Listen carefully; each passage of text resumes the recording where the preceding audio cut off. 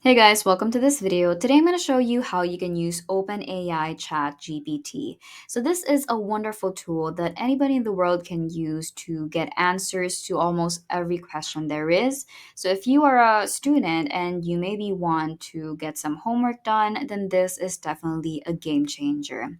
Now, if we go to chat.openai.com, it will lead us to a login or a sign up page.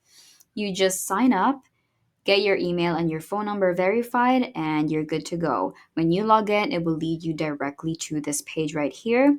And there is a chat box below. Just type in whatever questions you need answers to. For example, what is love? Click enter. And as you can see, it is already answering the question for me. And I could just basically type in any type of question that I want answers to. For example, how was the solar system made?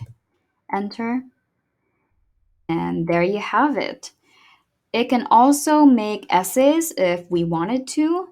So let's type write a two paragraph